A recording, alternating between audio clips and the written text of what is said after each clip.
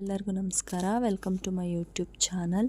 ಇವತ್ತಿನ ವಿಡಿಯೋದಲ್ಲಿ ಕ್ಲಾಸ್ ಟಾಪರ್ಗಳಲ್ಲಿ ಕಂಡುಬರುವಂತಹ 8 ವಿಶಿಷ್ಟ ಅಭ್ಯಾಸಗಳ ಬಗ್ಗೆ ನಾವಿವತ್ತು ತಿಳಿತಾ ಹೋಗೋಣ.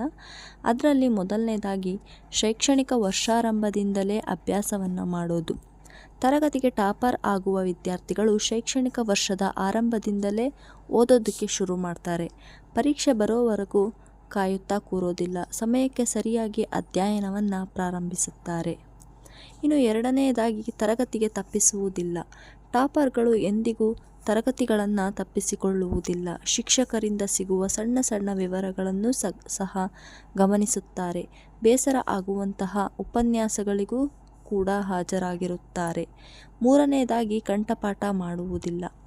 ಟಾಪರ್ಗಳು ಯಾವುದೇ ವಿಷಯಗಳನ್ನು ಕಂಠಪಾಠ ಮಾಡುವ ಬದಲು ಅರ್ಥ ಮಾಡಿಕೊಳ್ಳುತ್ತಾರೆ. ವಸ್ತುಗಳ ಹೇಗೆ ಮತ್ತು ಏಕೆ ಕಾರ್ಯನಿರ್ವಹಿಸುತ್ತವೆ ಎಂಬುದನ್ನು ವಿಶ್ಲೇಷಿಸುತ್ತಾರೆ. ಇದು ಪರೀಕ್ಷೆಗೆ ಅನುಕೂಲ ಆಗುತ್ತದೆ. ಇನ್ನು ನಾಲ್ಕನೆಯದಾಗಿ ಸಕ್ರಿಯ ಅಧ್ಯಯನ. ಟಾಪರ್ಗಳು ಕೇವಲ ಟಿಪ್ಪಣಿಗಳನ್ನು ಓದುವುದಕ್ಕೆ ಸೀಮಿತವಾಗಿರುವುದಿಲ್ಲ. ಸಾರಾಂಶವನ್ನು ರಚನೆ, ಫ್ಲಾಶ್ ಕಾರ್ಡ್ ತಯಾರಿಕೆ, ಬೇರೆಯವರಿಗೆ ವಿವರಣೆ ನೀಡುತ್ತಾರೆ. ಇದು ವಿಷಯ ನೆನಪಿನಲ್ಲಿಟ್ಟುಕೊಳ್ಳಲು ಸಹಾಯ ಮಾಡುತ್ತದೆ.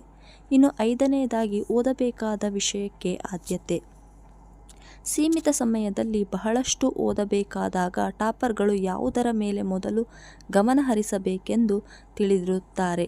ಕಠಿಣ ಅಥವಾ ಹೆಚ್ಚು ಪ್ರಮುಖವಾದಂತಹ ವಿಷಯಗಳಿಗೆ ಆದ್ಯತೆಯನ್ನು ನೀಡುತ್ತಾರೆ. ಇನ್ನು ಆರನೆಯದಾಗಿ ಓದುವ ಸ್ಥಳವನ್ನು ಅಚ್ಚುಕಟ್ಟಾಗಿ ನಿರ್ವಹಿಸುವುದು. ಒಂದು ಅಚ್ಚುಕಟ್ಟಾದ ಅಧ್ಯಯನ ಸ್ಥಳವು ಕೇವಲ ನೋಡಲು ಮಾತ್ರವಲ್ಲ, ಅಧ್ಯಯನಕ್ಕೂ ಕೂಡ ಪ್ರೇರಣೆಯನ್ನು ನೀಡುತ್ತದೆ.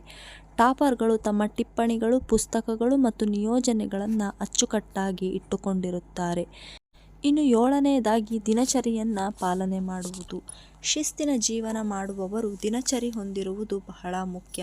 ಟಾಪರ್ಗಳು ಎಂದಿಗೂ ಮನಸ್ಸಿಗೆ ಬಂದ ಹಾಗೆ ಓದುವುದಿಲ್ಲ. ಅವರು ಇತರೆ ಕೆಲಸಗಳಿಗೆ ಸಮಯ ಕೊಟ್ಟು ಓದಲು ವೇಳಾಪಟ್ಟಿಯನ್ನು ಪಾಲಿಸುತ್ತಾರೆ. ಇನ್ನು ಎಂಟನೆಯದಾಗಿ ನಿಯಮಿತ ವಿರಾಮ. ಇದು ಕೊನೆಯ ಪಾಯಿಂಟ್. ಟಾಪರ್ಗಳು ನಿರಂತರವಾಗಿ ಅಧ್ಯಯನ ಮಾಡದೆ ಪೊಮೊಡೊರೊ ವಿಧಾನಗಳನ್ನು ಅಳವಡಿಸಿಕೊಳ್ಳುತ್ತಾರೆ. 25 ನಿಮಿಷಗಳ ಅಧ್ಯಯನ, ನಂತರ 5 ನಿಮಿಷಗಳ ವಿರಾಮ. ಈ ವಿರಾಮಗಳು ಅವರಿಗೆ ಗಮನ ಹರಿಸಲು ಸಹಾಯ ಮಾಡುತ್ತವೆ. ಈ 8 ವಿಶಿಷ್ಟ ಅಭ್ಯಾಸಗಳು ಟಾಪರ್ನಲ್ಲಿ ಕಂಡುಬರುವಂತಹ ಅಭ್ಯಾಸಗಳಾಗಿವೆ. ಈ 8 ಅಭ್ಯಾಸಗಳು ಟಾಪರ್ ಆಗುವಂತಹ ವಿಶಿಷ್ಟವಾದಂತಹ ಅಭ್ಯಾಸಗಳಾಗಿವೆ.